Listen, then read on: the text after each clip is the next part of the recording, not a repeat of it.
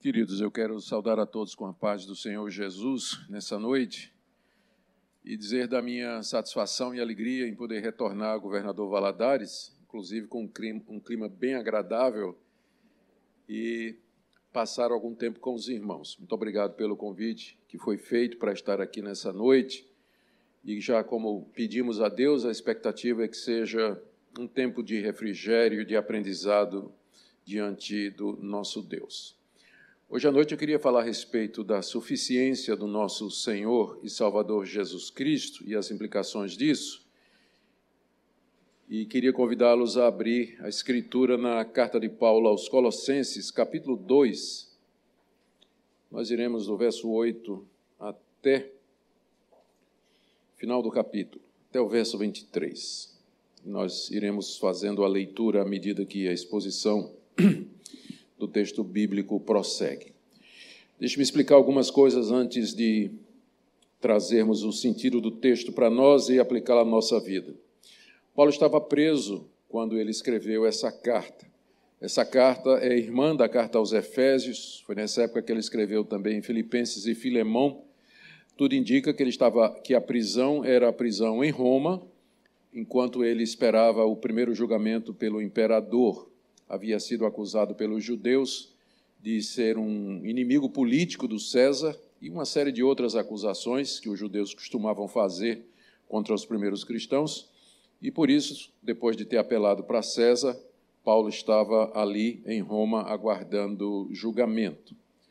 E enquanto lá, ele recebe a visita de um obreiro de Colossos. Paulo não é o fundador da cidade de Colossos, era uma cidade à beira-mar. Era uma cidade cosmopolita, era uma cidade conhecida por uma estátua muito grande,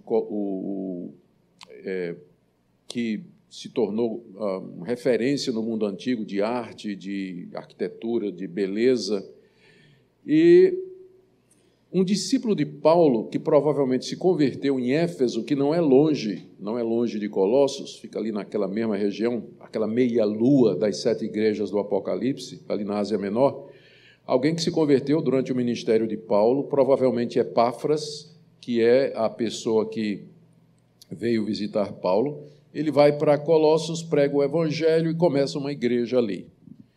E naturalmente, se correspondia com o apóstolo Paulo, tinha no Apóstolos dos Gentios o seu referencial, e sabendo que ele estava preso em Roma e tendo uma série de necessidades da igreja, ele faz a longa viagem de lá da Ásia Menor até a Itália para visitar o apóstolo Paulo, trazendo recomendações da igreja, trazendo questões e um pedido de ajuda para que pudesse enfrentar uma heresia que estava se infiltrando na cidade. Essa heresia que estava se infiltrando na cidade é tão estranha e tão diferente, ela só aparece aqui na carta aos Colossenses. E, por isso, pela sua particularidade, ela ficou conhecida como heresia de Colossos. Havia outras heresias no primeiro século, pode ter certeza disso. Mas essa aqui parece ter se localizado naquela região somente. Era uma mistura de conceitos cristãos com ideias do gnosticismo, com o legalismo judaico, também o ascetismo, um pouco do dualismo grego. Era uma verdadeira salada, né, teológica. E os seus defensores se apresentavam como trazendo novas revelações que foram dadas através, ou por mão de anjos, ou através de sonhos e visões, e que, através delas, as pessoas poderiam chegar a um conhecimento mais profundo a respeito de Deus. Os cristãos poderiam chegar a um conhecimento mais profundo a respeito de Deus e encontrar plena satisfação e plena realização aqui nesse mundo. Então, por um lado, teoricamente, ela tinha esses elementos cristãos e o legalismo judaico e a ideologia do gnosticismo, ou do dualismo grego, e, por outro, na prática, exigia a abstenção de uma série de coisas que a gente chama de ascetismo, como um método de poder se chegar até Deus, um caminho para mortificar o corpo e assim poder ascender, subir até a presença de Deus. O apóstolo Paulo escreve, então, essa carta com o objetivo de combater essa heresia. E, do primeiro capítulo até o último, a gente encontra traços desse pensamento aqui refletido. E Paulo, apesar desse movimento herético, ele ser multifacetado, ele vem em várias frentes, o apóstolo Paulo tem uma resposta só, e é a suficiência de Cristo. Nós que temos a Jesus, nós não precisamos de nada do que esses heréticos estão oferecendo, porque tudo que eles estão oferecendo, nós já temos gratuitamente na pessoa de Cristo, e que, portanto, satisfeitos em Cristo, realizados em Cristo, nós não temos necessidade dessas perspectivas ou dessas propostas que eram apresentadas por aqueles sonhadores, por aqueles loucos teológicos. Eu creio que essa carta é extremamente importante para nós hoje, uma vez que essa heresia, os seus diversos aspectos, eles não morreram através da história da igreja. Eles permaneceram de uma forma ou outra, ou dentro da igreja cristã, ou do lado de fora, na periferia, tentando alcançar algum espaço. E isso afetando a vida das comunidades, a vida de pensadores, a prática, o culto, a vida das pessoas, a maneira como elas se relacionam aqui nesse mundo, se relacionam com a cultura, como é que elas se divertem e assim por diante.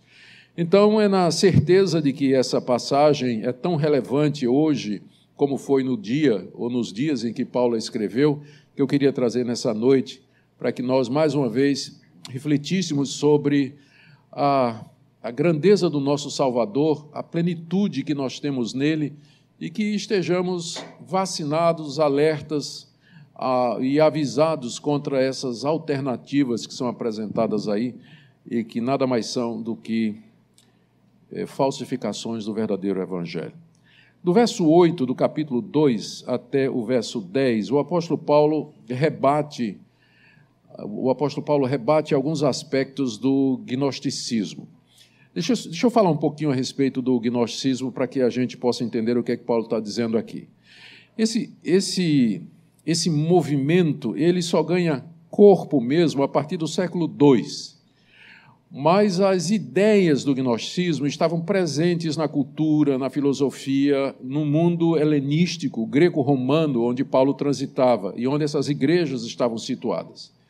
Faziam parte da cultura e mais tarde virariam um grande movimento que ameaçou a igreja cristã e foi a primeira grande heresia cristã, o gnosticismo. A igreja teve que lutar nos 2 primeiros séculos contra os gnósticos e se Irineu e outros não tivessem ganhado a batalha teológica, nós hoje todos seríamos... O cristianismo teria virado gnosticismo com certeza. Mas aqui no século I ele estava começando. E ele tinha a ideia básica do gnosticismo, como o nome está dizendo, gnosticismo vem da palavra grega gnosko, que significa conhecer. Esse movimento apresentava um novo conhecimento a respeito de Deus. E dizia que esse conhecimento era necessário para que a pessoa se salvasse. Os apóstolos de Jesus Cristo tinham trazido algum conhecimento a respeito de Deus e do caminho da redenção, mas esse conhecimento era parcial e era incompleto. Mas eles, os gnósticos, tinham a última revelação de Deus. Para que você pudesse ser salvo, você tinha que ter esse conhecimento. E esse conhecimento consistia na consciência de que entre nós e Deus existe uma série de seres chamados de íons, seres angelicais que habitam no mundo espiritual e que são mediadores entre nós e Deus. Para que você chegue até Deus, você tem que passar por todos esses seres e você vai subindo nessa escala até chegar diante de Deus. E nessa classificação, você primeiro é carnal, depois você é uma pessoa já mais preparada e finalmente chega à categoria de espiritual ou iniciado nesse mistério. E isso tinha muito também a ver com as religiões de mistério daquela época. Essa ideia ela era muito baseada na filosofia platônica, a essa altura já era neoplatonismo, não é? Que fazia uma dicotomia entre a matéria e o espírito, basicamente dizendo que a matéria é inferior ao espírito. e que o mundo é dividido em 2 andares. No andar de cima estão as realidades espirituais, o mundo perfeito das ideias, isso remonta a Platão, e no andar de baixo, inferior, está tudo aquilo que é tangível, palpável, que você pode tocar, aquilo que é material. Então, dessa perspectiva, a ideia da encarnação, de que Deus, que é espírito, tenha se feito carne, que é matéria, e está no andar de baixo, é absurdo. E foi essa a reação dos filósofos gregos, platonistas, lá no Areópago, quando Paulo começou a falar a respeito do Cristo e da ressurreição de mortos. Dessa perspectiva, a ressurreição de mortos é um absurdo. Por que Deus iria ressuscitar corpos, se Deus é espírito, e o espírito é superior à matéria?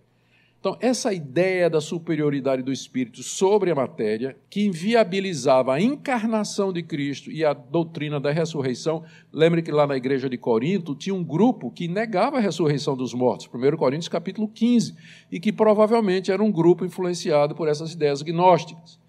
Então, essa era uma das características daquilo que o gnosticismo estava dizendo. Eles falavam que Cristo, isso já um pouquinho mais adiante, eles vão dizer que Cristo realmente não tinha um corpo físico, era um corpo ilusório. O que aconteceu foi o Cristo, o Jesus da história, o Jesus físico, o homem, o Cristo divino veio sobre ele na hora do batismo. Aquilo que desceu sobre Cristo sobre Jesus foi o Cristo divino.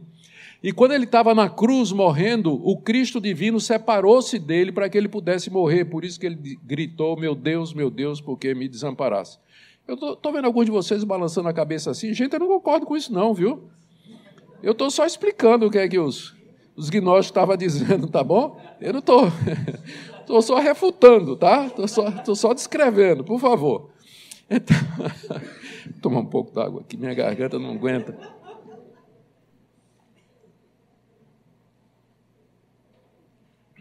Bom, então, esse era o viés filosófico desse movimento. Olha o que é que Paulo diz para eles aqui do verso 8 até o verso 10. Cuidado que ninguém vos venha a enredar com sua filosofia e vãs sutilezas, conforme a tradição dos homens, conforme os rudimentos do mundo e não segundo Cristo, porque nele habita corporalmente toda a plenitude da divindade. Também nele estáis aperfeiçoados, ele é o cabeça de todo principado e potestade. Paulo começa com uma advertência aqui, para que eles não sejam enredados pela filosofia e pelos argumentos dos falsos mestres. As redes eram comuns naquela época para se caçar pequenos animais e aves, e consistia em colocar a rede num caminho preferido ou conhecido desses animais. E uma vez que eles caíam na rede, ficavam presos, ficavam enredados. Essa palavra é tirada do vocabulário popular que se refere a isso. O que Paulo está dizendo é, essas pessoas querem enredar a mente de vocês. Eles querem capturar a mente de vocês, aprisionar a mente de vocês, e para isso eles usam filosofia. A palavra em si é neutra, ela não tem nenhuma conotação negativa, mas nesse caso, Paulo tem em mente especificamente as ideias que eu já descrevi e que tinham origem nos filósofos gregos e que permeavam o pensamento da época. Então, cuidado que ninguém venha com argumento filosófico fazer uma armadilha ou capturar a mente de vocês com isso que ele chama de vãs sutilezas, sutilezas da lógica, da argumentação, de dizer alguma coisa que parece fazer sentido. E vocês ouviram a descrição breve que eu fiz do gnosticismo? Alguma coisa parece fazer sentido, né? Por exemplo, Deus é espírito. Então, não pode ser, o mundo material não pode ter o mesmo valor diante de Deus. Até hoje essa ideia está presente. Né? Faz parte de muitas cosmovisões que existem no mundo hoje, inclusive na cultura ocidental, como a nossa também. Mas essas pessoas usavam argumentações sutis para convencer os cristãos de que a ideia deles, o que eles estavam apresentando, era de fato a verdade. E essa é a técnica, a tática de todo falso mestre, de todo herético. Eles são treinados nisso. Eles são habilidosos em usar a linguagem cristã, mas com outro conteúdo, com outro sentido, para enredar a mente dos cristãos e assim desviá-los da verdade de Deus. Por isso que doutrina é importante. E é por isso que eu acho que é um tiro no pé quando alguns queridos irmãos eles dizem que o que vale é você ter experiência, você sentir alguma coisa, você ter realmente essas emoções com Deus. Doutrina é uma coisa secundária. Essas pessoas estão facilmente expostas a falsos mestres que, com boa lábia, lógica e argumentação, vão atraí-los para erros e para doutrinas que são completamente avessas ao cristianismo. Nós, é claro, não negamos as experiências, elas são importantes, mas nunca ao ponto de colocá-las em contraponto à doutrina. Nós queremos as duas coisas. Nós queremos ter a teologia correta e a prática correta, e a experiência correta. As duas coisas se precisam, elas dependem uma da outra. E a partir daí, sim, terceiro argumento, ele fala filosofia, vãs sutilezas, ele fala, olha, eles falam da tradição dos homens, lembra que eu falei que tinha judaísmo no meio? Provavelmente está dizendo, olha, essas ideias você vai encontrar lá em Moisés, lá no Antigo Testamento, apelando para a tradição, né? Os nossos pais faziam isso. Então, tradição é boa enquanto não for contra a verdade, né? Quando a tradição se sobrepõe à verdade da Escritura, ela tem que ser rejeitada. Nunca na igreja se deveria aceitar nada só em nome da antiguidade e da prática dos antigos. Nunca. Tudo tem que ser testado pela palavra de Deus para que possa ser aceito. Conforme, olha ainda, no verso 8, os rudimentos do mundo. Essa expressão, rudimentos do mundo, só aparece aqui em Colossenses, em Gálatas e Efésios. É um termo grego que significa os espíritos elementares e que na linguagem gnóstica se referia a esses anjos que ficavam, esses seres que ficavam entre Deus e os homens. Eles eram chamados de espíritos elementares porque se acreditava que eles habitavam, eles dominavam os elementos, água, fogo, ar, terra, e eles moravam nas estrelas, moravam no sol, moravam em todos os astros celestes, cobrindo esse espaço entre nós e Deus, que é chamado de pleroma, ou plenitude, na linguagem gnóstica. Então, Paulo diz, olha, não vem com essa conversa aqui de espíritos rudimentares, não, né? Ou rudimentos do mundo, conforme foi traduzido aqui. Algumas traduções modernas já traduzem melhor, não é? Como se referindo aos espíritos elementares desse mundo. Paulo diz, não vem apelando para isso não, porque isso não tem fundamento não tem fundamento em Cristo. Não está segundo Cristo, final do verso 8. E aí ele dá 3 argumentos baseados na pessoa de Cristo. Primeiro, porquanto? Por que é que eles tinham que rejeitar tudo aquilo? Verso 8. Porque, no verso 9, nele, em Cristo, habita corporalmente toda a plenitude da divindade. Isso aqui é frontal ao neoplatonismo, ao dualismo grego e ao gnosticismo de que Deus não pode descer por andar de baixo. Em Cristo, na pessoa de Cristo, pessoa humana, habita, olha a ênfase, corporalmente. É de propósito isso aqui, porque o que estava sendo negado era isso, que Deus teria assumido um corpo. Como é que pode, não é? Sim, em Cristo habita corporalmente toda a plenitude da divindade. Pleroma aqui, a palavra plenitude. Não é uma parte da divindade, mas tudo que Deus está em Cristo corporalmente. Ele é plenamente Deus. Deus feito um de nós. Então, ele já começa refutando, dizendo para os cristãos, rejeitem essas ideias aí, porque em Cristo Deus habita corporalmente, a divindade está plenamente ali. Não ouçam esses homens. Segundo, verso 10, também nele estáis aperfeiçoados, porque essa era a proposta deles. Com esse novo conhecimento, eles seriam aperfeiçoados e chegariam mais próximos de Deus. Não, diz o apóstolo Paulo, nele vocês já estão aperfeiçoados. Vocês já estão. O que é que significa isso? Porque eu certamente não me sinto perfeito. Eu não sei vocês, mas eu não me sinto perfeito. Então, em que sentido Paulo está dizendo isso? É que em Cristo nós já temos tudo o que é necessário para a salvação da culpa dos nossos pecados, para a libertação do poder do pecado sobre nós aqui nesse mundo e, finalmente, para a libertação da presença do pecado no nosso corpo através da ressurreição dos mortos. Cristo tornou tudo isso possível. E um dia nós experimentaremos a perfeição que foi introduzida. Então, em posição, em promessa e em certeza, baseado na obra de Cristo e na sua ressurreição, você já pode dizer que em Cristo você já foi aperfeiçoado. Não tem nada que qualquer outra pessoa possa propor que faça de você uma pessoa melhor, fora do que você já conhece. O Evangelho é isso aqui.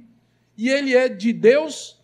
E ele vem com o objetivo de libertar você do pecado, fazer de você uma nova criatura, ressuscitar você dentre os mortos e lhe dar um novo céu e uma nova terra onde habita a justiça. Não existe nada que alguém possa melhorar aqui. Nenhuma ideologia, nenhuma proposta, nada que aconteça ou que seja proposto pode ir além do que Deus já nos ofereceu em Cristo Jesus. A razão pela qual eu creio que muitas pessoas que um dia estiveram nas igrejas evangélicas cristãs e saíram para seguir seitas é porque nunca entenderam a redenção, nunca compreenderam o Evangelho na sua plenitude. E tudo aquilo que Deus nos oferece na pessoa de Cristo Jesus. Nele estáis aperfeiçoados. Vocês não precisam de absolutamente mais nada, diz o apóstolo Paulo. Tudo que vocês carecem já foi dado nele. E o terceiro argumento, final do verso 10. Ele é o cabeça de todo principado e potestade. A expressão principado e potestade, que aparece só nas cartas do apóstolo Paulo, é uma referência aos anjos. E, dependendo do contexto, anjos bons ou anjos maus, né? Anjos de Deus ou os demônios. E aqui é uma expressão genérica. Lembra que eu falei, não é, que o gnosticismo ele insistia na existência de seres angelicais, que ele chamava de íons ou emanações, mas equivalia a esses seres celestiais, chamados também de espíritos elementares, ou, como Paulo chama aqui, rudimentos do mundo, e que faziam a mediação entre os homens e Deus. Tinha vários níveis de anjos até você chegar em Deus. Paulo está dizendo aqui, eu não preciso desses anjos, porque Cristo é o cabeça de todo principado e potestade. Principado e potestade sendo os seres angelicais. É nesse sentido que a expressão é usada no Novo Testamento. Cristo é o cabeça de todo principado e de toda potestade. Por que eu preciso do empregado se eu tenho o patrão? Por que eu preciso de anjos como mediadores se eu tenho Cristo, que é o cabeça dos anjos, que é aquele que domina sobre tudo e todos, diante de quem os anjos se curvam e se rendem em adoração, os anjos bons, e os anjos maus, Satanás e sua trupe, fogem aterrorizados. Por que eu preciso de anjos? E aí, quando a gente lê isso e medita, né, e observa a importância que o pessoal, em alguns quartéis evangélicos, a importância que é dada à aparição de anjos e visões de anjos, ou até ministérios de anjos e tudo mais, a gente fica um pouco meio que espantado, não é? Não é que a gente menospreza, ou que a gente minimiza, ou que a gente nega. Negar não tem como, não é? Está muito claro. A palavra de Deus fala dos anjos como espíritos ministradores daqueles que vão herdar a salvação. Mas dar aos anjos um papel que eles não têm, isso já ocorreu muito na história da igreja e ocasionou seitas como o mormonismo. Quando o jovem Joseph Smith, achando que nenhuma religião evangélica estava correta, pediu a Deus uma revelação e acorda de noite com um anjo pairando, né, ao lado da cama dele. Perguntou quem era e se apresentou como o anjo Moroni, e que deu a ele a informação onde estavam escondidas placas de ouro escritas em egípcio antigo, contendo a última revelação de Deus para os santos dos últimos dias. Daí o livro de Mormon, que tem a ver com Moroni, o anjo que aparece trazendo essa informação. Então, cuidado. Como a Bíblia diz, Satanás se transfigura em anjo de luz. Cristo é o cabeça de todo principado e potestade. Ele é o único mediador entre nós e Deus. Nele eu estou aperfeiçoado. Nele habita corporalmente toda a plenitude da divindade. Portanto, cuidado para ninguém enredar você com filosofias, com vãs sutilezas, com tradições de homens ou apelando para visões recebidas desses seres. A partir do verso 11, isso aqui foi só o primeiro ponto de Paulo, né? A carta toda é sobre isso. Aí, desse verso 10, nós vamos aqui até o verso 17, Paulo demora-se um pouco mais a tratar de uma outra dimensão daquela heresia, que era o legalismo. Era o legalismo judaico. Deixa eu explicar um pouquinho sobre isso. Deus deu a sua lei ao povo de Israel através de Moisés, não com o objetivo de salvá-los através da lei, porque o propósito da lei era mostrar que o homem é pecador, que Deus é santo e que o próprio Deus provê na lei cerimonial, a lei dos sacrifícios, das ofertas, do templo e dos sacerdotes. Deus provê Ele mesmo a redenção que é necessária para o seu povo. A lei, num certo sentido, revelava a graça. A graça estava prevista na lei. Quando o israelita pecava, ele não estava imeritamente condenado ao inferno por conta da lei, porque a lei mandava que ele fosse ao templo ou ao tabernáculo oferecer um sacrifício, e pelo qual ele seria perdoado. O sacerdote haveria de declará-lo como perdoado.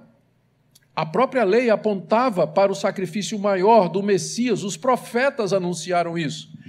Só que os judeus, depois que eles regressaram do exílio babilônico, cerca de 400, 500 anos depois de Cristo, eles, uma vez que eles criaram as sinagogas como substitutos para o templo, no tempo que eles estavam lá na Babilônia, e o templo estava destruído, e lá na sinagoga eles estudavam muito a lei, valorizavam muito a lei, acabaram fazendo uma equiparação da leitura da lei de Moisés aos sacrifícios. E aí é quando surgem os escribas, surgem a seita dos fariseus, surgem as demais seitas do judaísmo, enfatizando a nacionalidade judaica, especialmente através da guarda de 3 requerimentos da lei: circuncisão, sábado e o calendário. A circuncisão, a dieta religiosa e o calendário. Se alguém perguntasse a você no século I o que é um judeu, a resposta seria alguém que não faz nada no sábado, não come carne de porco e que, quando o filho nasce, faz a circuncisão dele, se for menino. Eram as 3 marcas identitárias, marcadores identitários dos judeus no século I, e que era considerado como necessário para a redenção. Por motivos que a gente não sabe, como eu disse, essa seita aqui é extremamente misteriosa, esses gnósticos adotaram essa prática judaica e eles incluíram como parte da religião deles a observância disso aí, da circuncisão, da guarda da dieta religiosa dos judeus, ou seja, não pode comer determinados alimentos, e a guarda de dias do calendário judaico, dias festivos, como as 3 grandes festas, sábados, lua nova e assim por diante. E eles estavam, então, e o que eles diziam basicamente é isso, era que era necessário que a pessoa observasse a lei de Moisés para ser salva. A gente chama esse pessoal de judaizante, e eles existem também no dia de hoje. Então, você tem que guardar a lei de Moisés para que você possa ser salvo. E, senão, você não pode, de fato, chegar a esse pleno conhecimento e obter essa perfeição. O apóstolo Paulo enfrentou essas pessoas em diversos lugares, mas talvez seja aqui, na carta aos Gálatas, é muito claro esse embate, mas aqui em Colossenses ele fala de uma maneira muito clara. Olha o que ele diz com respeito a essa demanda feita por esses falsos mestres lá de Colossos, de que os cristãos se circuncidassem, guardassem o calendário e a dieta religiosa dos judeus como sendo necessário para a salvação.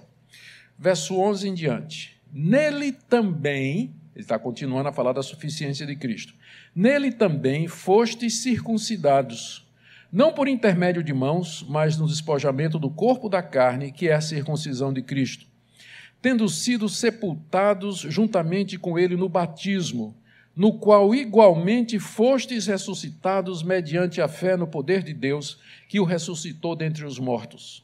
E a vós outros que estáveis mortos pelas vossas transgressões e pela incircuncisão da vossa carne, vos deu vida juntamente com ele, perdoando todos os nossos delitos, tendo cancelado o escrito de dívida que era contra nós e que constava de ordenanças, o qual nos era prejudicial, removeu inteiramente, encravando na cruz, E despojando os principados e potestades, publicamente os expôs ao desprezo, triunfando deles na cruz. Ninguém, pois, vos julgue por causa de comida, de bebida, dia de festa, de lua nova ou sábados, porque tudo isso tem sido sombra das coisas que haviam de vir, porém o corpo é de Cristo.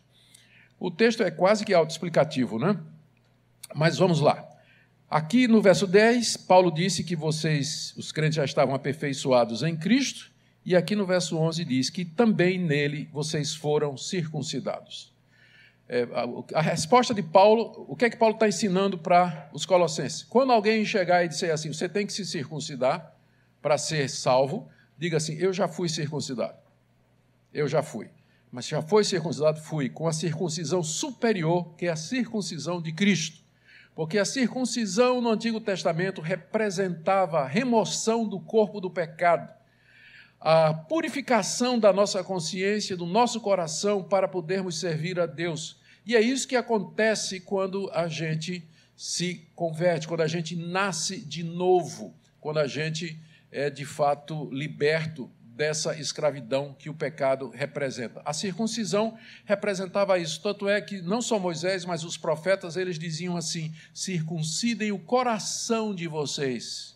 Várias vezes no Antigo Testamento está dito isso para os judeus. Eles tinham que entender que era um símbolo da conversão interior.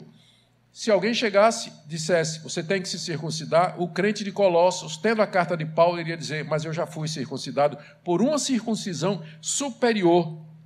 Verso 11, também fostes circuncidados nele, não por intermédio de mãos. Circuncisão era manual, e tem aí uma tradição rabínica, aí a gente não sabe o quanto é verdadeira, que o rabino deixava crescer a unha do polegar, afiava dos dois lados e usava como ferramenta de fazer a circuncisão. Daí essa expressão, não foi por intermédio de mãos que vocês foram circuncidados, tem a ver com essa prática rabínica, mas vocês foram despojados do corpo da carne, que é a circuncisão de Cristo, do qual o batismo é o símbolo. Verso 12, tendo sido sepultados juntamente com ele no batismo, no qual igualmente fostes ressuscitados mediante a fé no poder de Deus, que o ressuscitou dentre os mortos. Essa é uma das passagens onde a gente faz a conexão entre a circuncisão no Antigo Testamento, como sinal da aliança, da conversão interior, e o batismo no Novo Testamento, que representa exatamente a mesma coisa. E assim como no Antigo Testamento era aplicado aos crentes e aos seus filhos, também igualmente entendemos que da mesma forma isso é aplicado aos crentes e seus filhos também, uma vez que o batismo é o correspondente.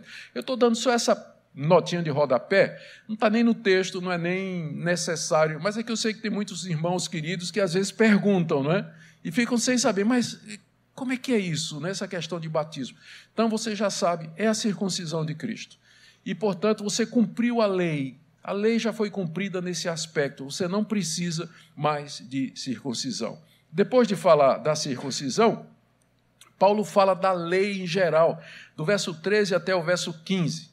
Olha o que ele diz no verso 13. E a vocês que estavam mortos pelas vossas transgressões e pela incircuncisão da carne de vocês, está se referindo à época em que eles não conheciam a Cristo.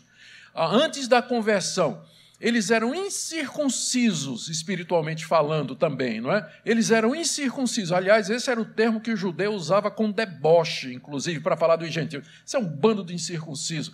Nós todos somos incircuncisos porque não somos judeus, da perspectiva deles, não é? Somos todos incircuncisos. Então, nós éramos incircuncisos. Mas como é que Deus resolveu esse problema? Éramos incircuncisos, não fazíamos parte do povo de Deus, não conhecíamos o verdadeiro Deus, não tínhamos aliança, não tínhamos a promessa, não éramos descendência de Abraão. Como é que Deus fez isso? Resolveu. Resposta do verso 13. Ele vos deu vida juntamente com Cristo.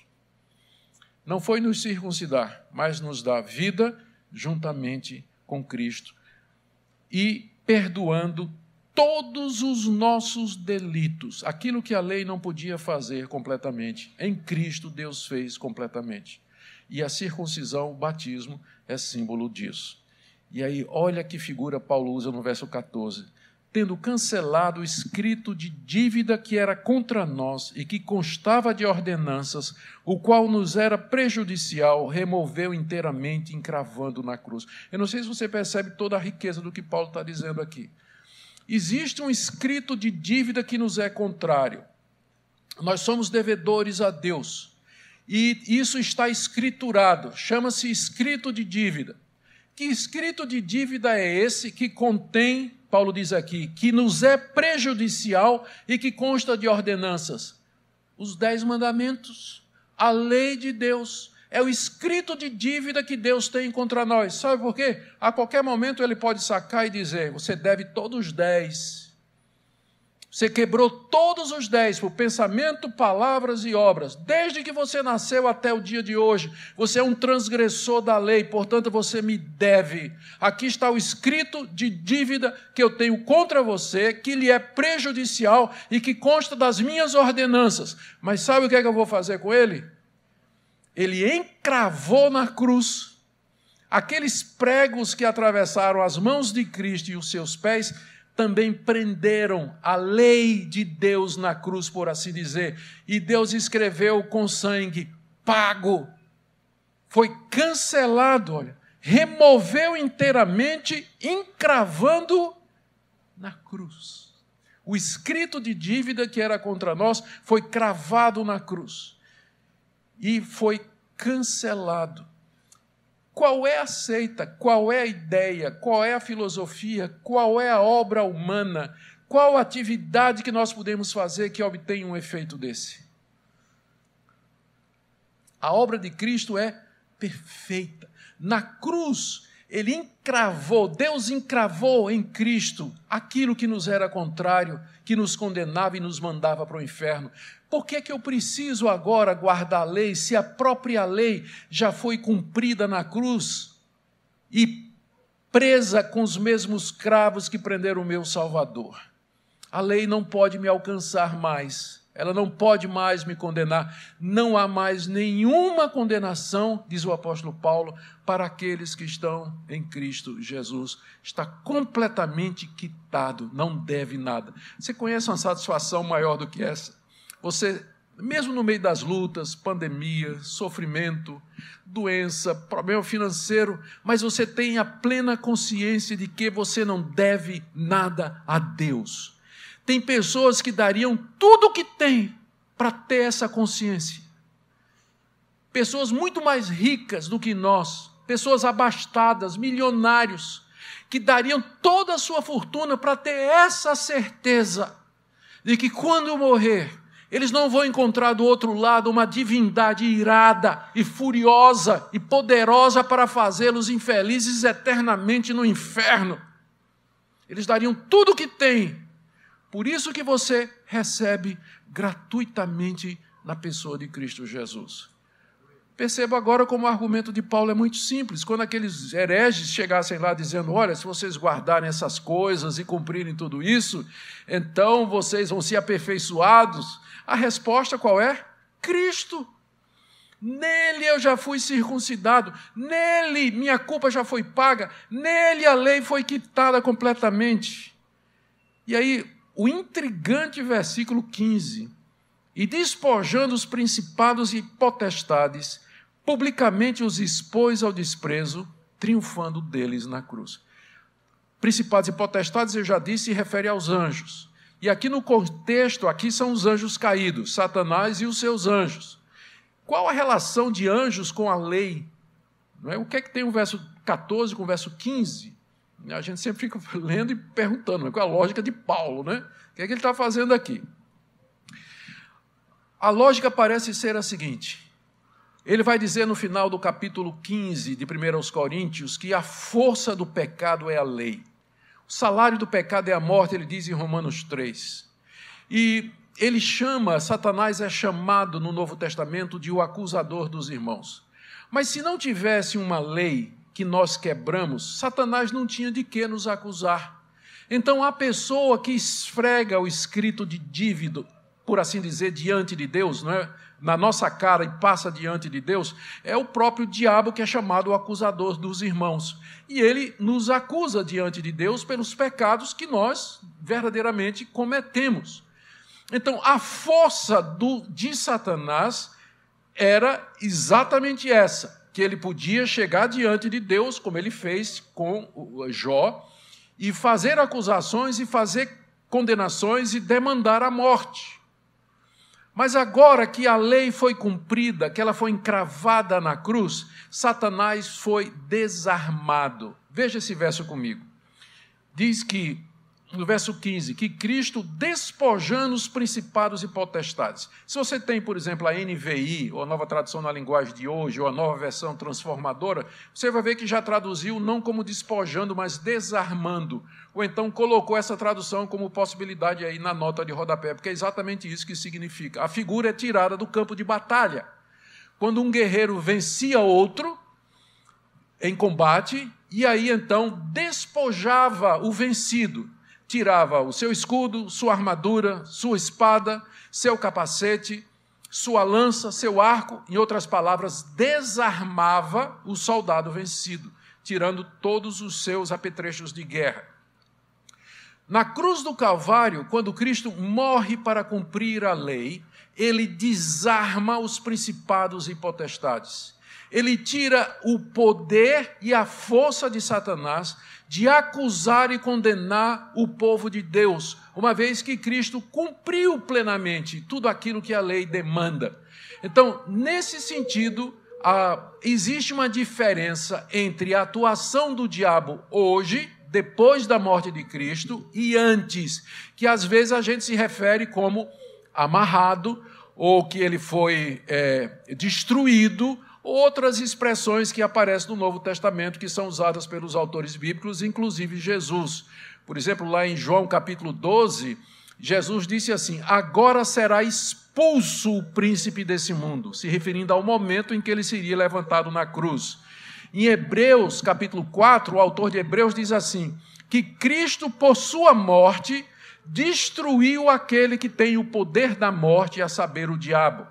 Lá em Marcos, capítulo 3, se não me engano, se não for 3, é 2, ele conta a parábola do homem valente e diz que ninguém pode entrar na casa do homem valente sem primeiro amarrar o homem valente e só então lhe saqueia os bens. A mesma figura que é usada em Apocalipse quando diz que desceu do céu um anjo que amarrou Satanás para que não enganasse mais as nações. Você já viu aqueles carros, aqueles irmãozinhos que colocam um plástico assim no vidro traseiro do carro, dizendo, está amarrado, já viu? Teologia perfeita. Está amarrado há 2000 anos. Está amarrado há 2000 anos. O que é que isso significa? Que Satanás deixou de agir no mundo? Não.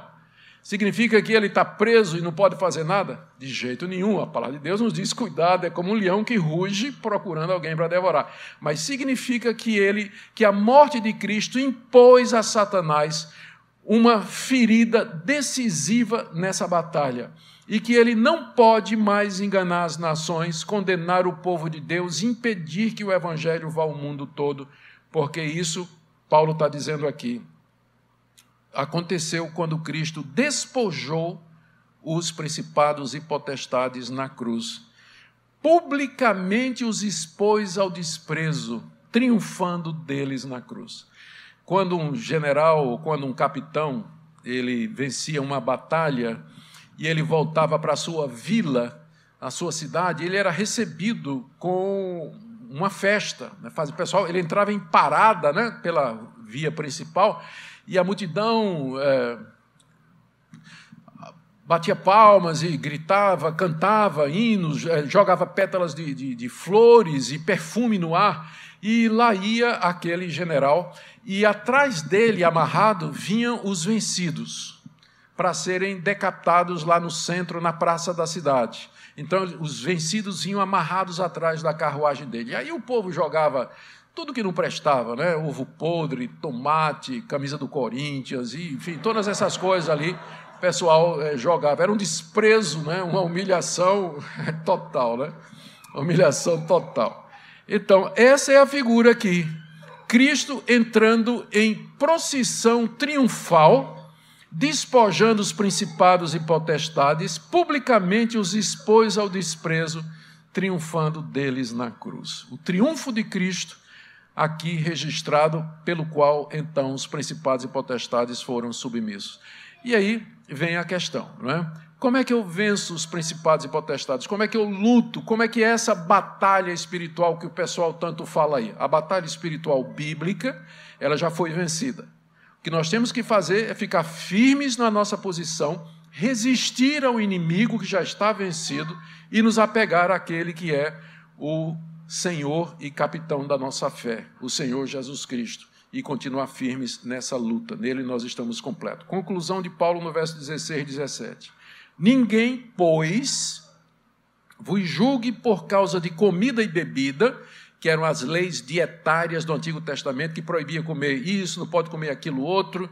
Ninguém julgue vocês por causa de comida e bebida, por dia de festa, lua nova ou sábado, que era o calendário religioso. As 3 grandes festas judaicas, o dia de lua nova e a guarda dos sábados.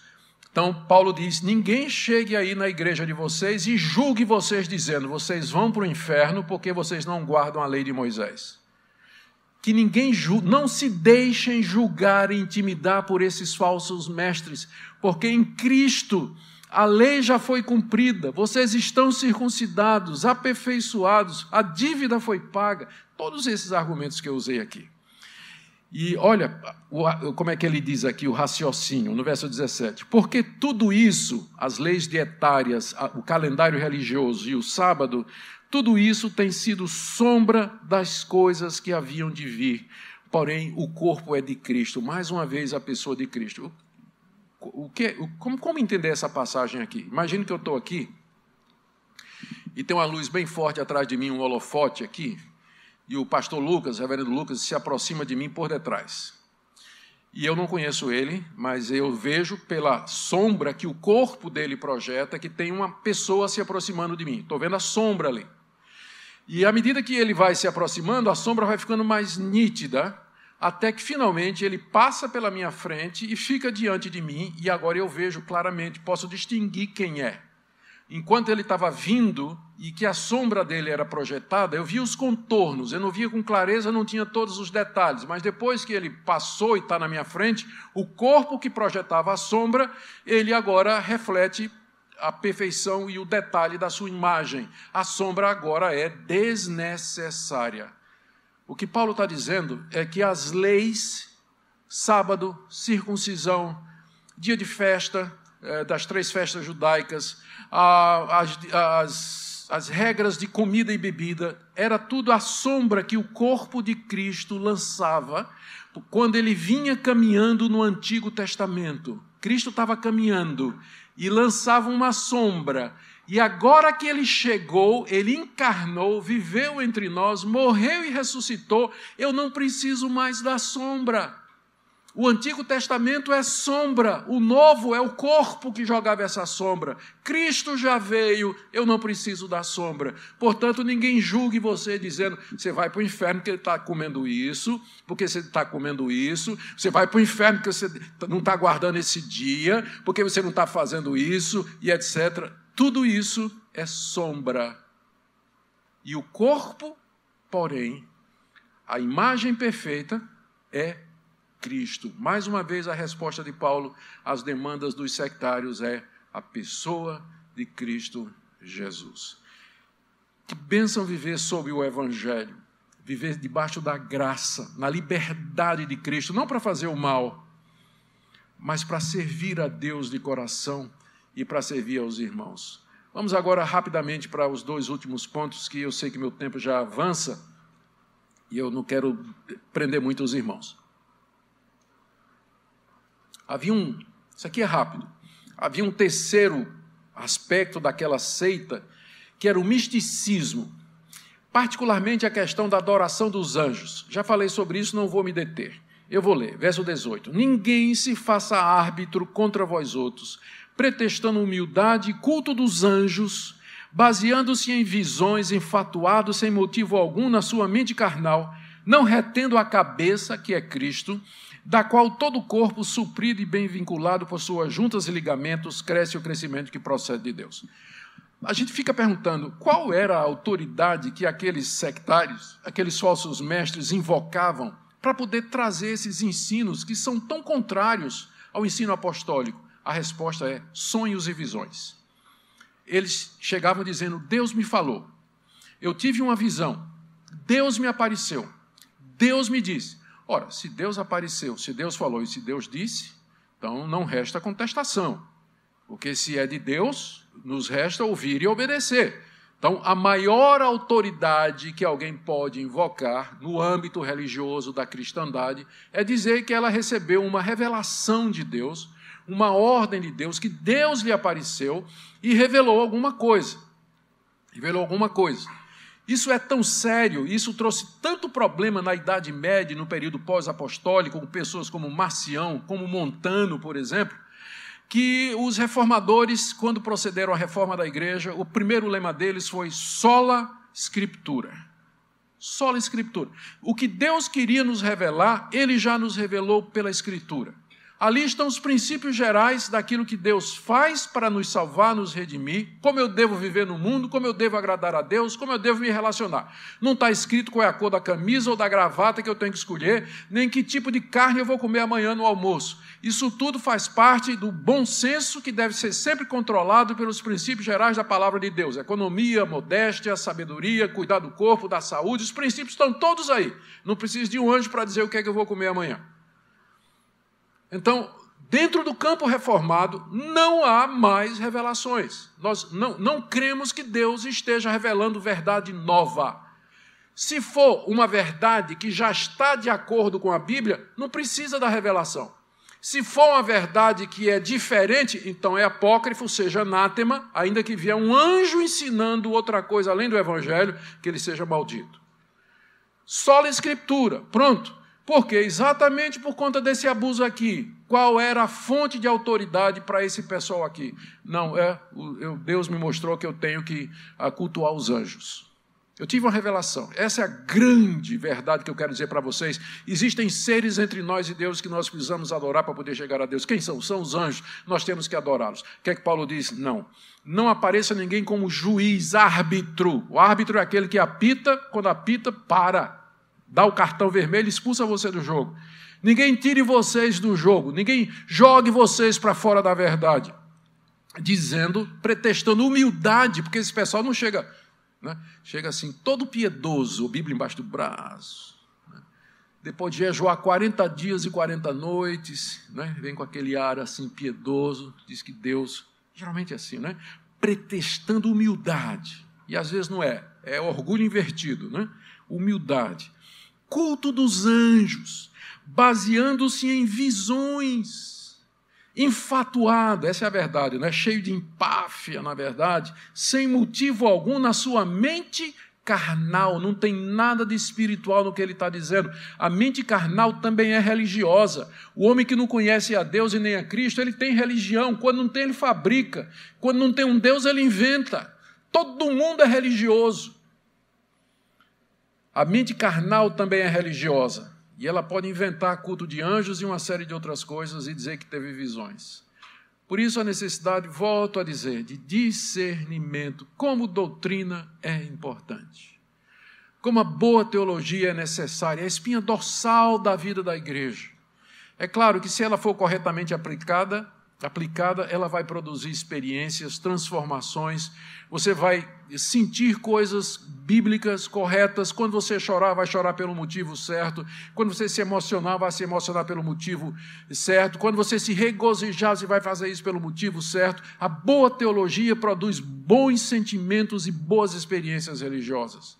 Nós precisamos ter a boa teologia, senão nós vamos acabar num culto, numa seita como dessas aqui, todo mundo pensando que é piedoso, que Deus está entre eles, mas nada mais é do que uma religião criada pela mente carnal, de gente, como Paulo diz aqui no verso 19, que não retém o cabeça que é Cristo, porque é dele que vem tudo aquilo, dele que vem a igreja, da qual todo o corpo que é a igreja, suprido e bem vinculado por suas juntas e ligamentos, cresce o crescimento que procede de Deus.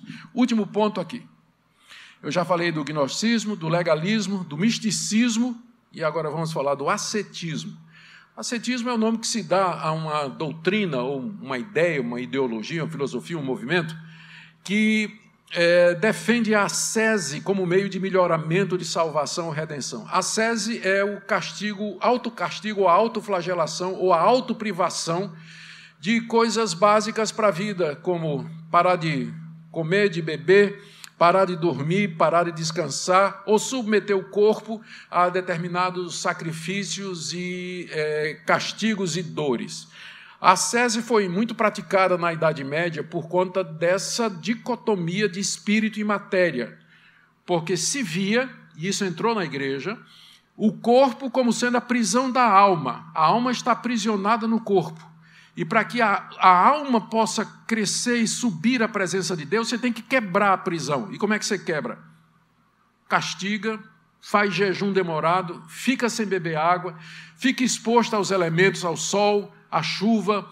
Tinha ascetas que eles moravam no alto de árvores, em plataformas, onde eles ficavam recebendo o vento, a chuva, o sol o tempo todo, para quebrar o poder do corpo, para que a alma pudesse escapar livre e correr como um pássaro para a presença de Deus. Chama-se ascetismo e tem origem no pensamento dualista neoplatônico do primeiro século e que já está refletido aqui nos escritos de Paulo e que dominou a igreja na Idade Média, no início da Idade Média. É daí que vem a ideia da virgindade perpétua de Maria, porque Maria, para ser santa e para ser o que ela não podia ser casada, ela não podia ter tido relações sexuais, porque relações sexuais é do andar de baixo, né? É o material, e, portanto, é inferior, e, portanto, não faz sentido uma pessoa como Maria ter tido relações sexuais. Virgindade perpétua de Maria, os votos monásticos que incluíam o celibato perpétuo, quem queria ser padre ou freira tinha que fazer o voto de celibato perpétuo. Então, tudo isso influenciou grandemente a teologia da Idade Média. E aqui você já encontra isso refletido. Olha o que é que Paulo disse. Se você morreu, se morrestes com Cristo, verso 20, se morrestes com Cristo para os rudimentos do mundo, porque, como se vivesseis no mundo, vos sujeitais a ordenanças. Não manuseis isso, não proves aquilo, não toques aquilo outro, segundo os preceitos e doutrinas dos homens. Pois que todas estas coisas com o uso se destroem. Tais coisas, com efeito, têm aparência de sabedoria, como culto de si mesmo, de falsa humildade e de rigor ascético. Todavia, não tem valor algum contra a sensualidade. Puxa. Paulo diz aqui para os colossenses, vocês não já morreram com Cristo para as coisas desse mundo, para os espíritos elementares do mundo, para as religiões do mundo que são baseadas nessas visões e no culto a eles? Vocês não já morreram? Quando Cristo morreu, vocês morreram com Ele, porque Ele é o representante de vocês. Então a história de Cristo é a nossa. Quando Ele morre, nós morremos. Quando Ele ressuscita, nós ressuscitamos. Essa é a base da nossa salvação, que em teologia a gente chama da união mística ou espiritual do crente com Cristo. É unidos a Cristo que nós recebemos todos os benefícios da salvação. Ele é o nosso representante. Vocês, então, não já morreram com Cristo para todas essas coisas? E agora, por que é que vocês estão se submetendo a essas religiões ou a essas ideias que estão sendo trazidas para vocês, tipo, não manuseie isso, verso 21, não proves aquilo, comida ou bebida, não toque aquilo outro. O ascetismo é basicamente uma religião de nãos. Não pode isso, não pode isso, não pode isso, não pode tocar naquilo, não pode fazer isso, não pode isso. A intenção até pode ser boa. O ascetismo reconhece que o pecado está em nós, mas ele identifica o local do pecado como sendo o corpo, sem entender que o pecado, na verdade, ele manchou todas as nossas dimensões, não só o corpo, mas a mente, o coração, a consciência, a alma, o espírito, tudo. O arbítrio, tudo foi manchado, tingido pelo pecado, somos corrompidos. É isso que significa depravação total, que é o primeiro dos 5 pontos do calvinismo. Começa aí, o ser humano ele está corrompido em todas as suas dimensões. O ascetismo, ele mistura as coisas, ele pensa que o pecado mora no corpo, E que, portanto, você tem que fazer esse tipo de coisa com o corpo para se livrar do pecado, como Orígenes, que era um asceta, um pai da igreja do século II e III. Ele tinha problema com a luxúria, com a lascívia, com pensamentos indevidos, castrou-se. Achou que o problema era físico.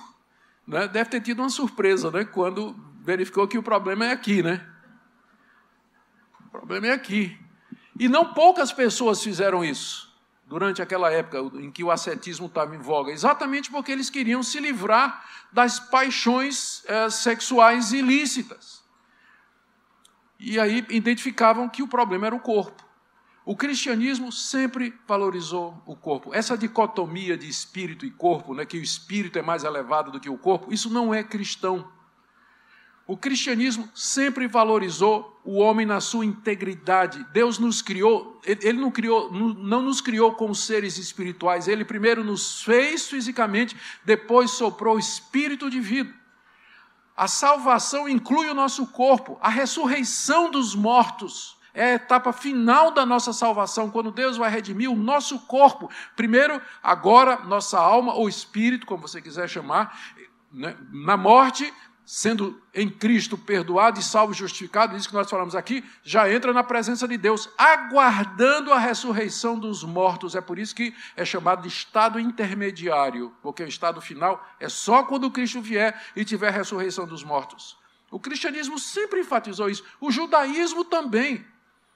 A revelação de Deus no Antigo Testamento também falava disso. Não tinha essa dicotomia. Essa dicotomia entra com o platonismo, o neoplatonismo, que no século I dominava o mundo helenista e que entrou na igreja e trouxe esses efeitos maléficos até o dia de hoje, para muita gente. Hoje em dia já não tanto, né? Mas teve uma época que ninguém falava dessas coisas na igreja, né? Não, é um negócio extremamente reservado, e o cristianismo era visto como uma coisa assim totalmente espiritual, só cuidar da alma e tudo mais. Graças a Deus que à medida que a gente vai descobrindo mais da teologia reformada, a gente vai vendo a importância que a Bíblia dá à questão física também.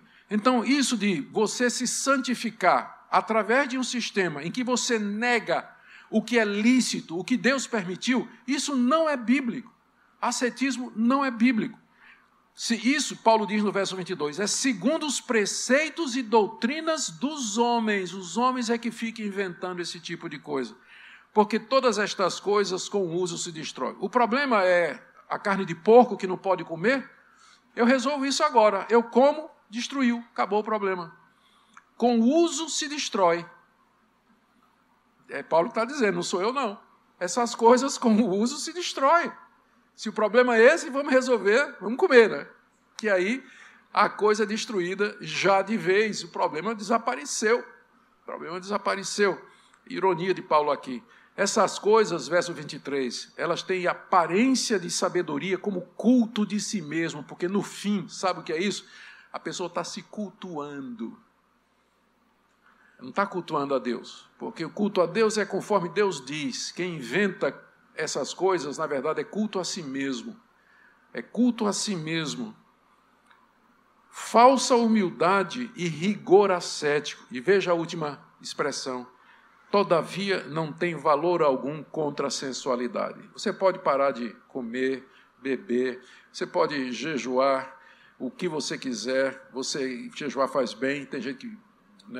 Nós precisamos fazer isso mais, inclusive. Você pode ficar sem beber, sem comer, você pode ficar sem dormir, você pode fazer tudo o que você quiser para castigar seu corpo, não vai adiantar 1 milímetro contra o desejo sexual irrefreado do seu coração. A lascívia do seu coração não vai embora através de métodos humanos. Só tem uma coisa que tira a lascívia do seu coração e que Paulo já mencionou no verso 20. Vocês morreram com Cristo.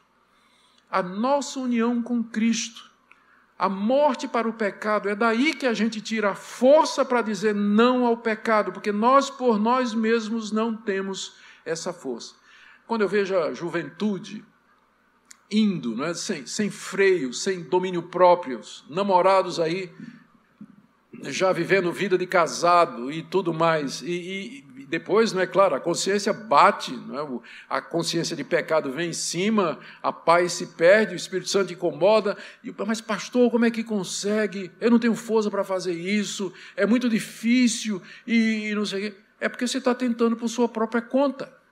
Mas na hora que você descobre esse segredo da carta aos Colossenses, que Paulo escreveu, a suficiência de Cristo, você vai ver que um mundo novo se abre à sua frente. Um caminho de serviço a Deus, de libertação, de prazer, de satisfação que você nunca experimentou antes. Não importa quantos anos de crente você tem. Tem crente que descobre isso já muitos anos depois. Mas esse é o segredo público do Evangelho.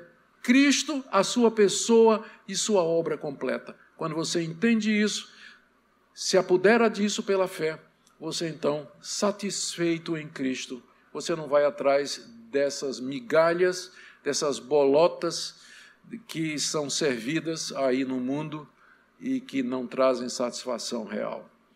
Queira Deus aplicar essa palavra no seu coração, meu irmão, minha irmã, e que o Senhor Jesus triunfe no seu coração sobre os ídolos, as ideias humanas, que você encontre nele satisfação plena e poder para viver uma vida santa.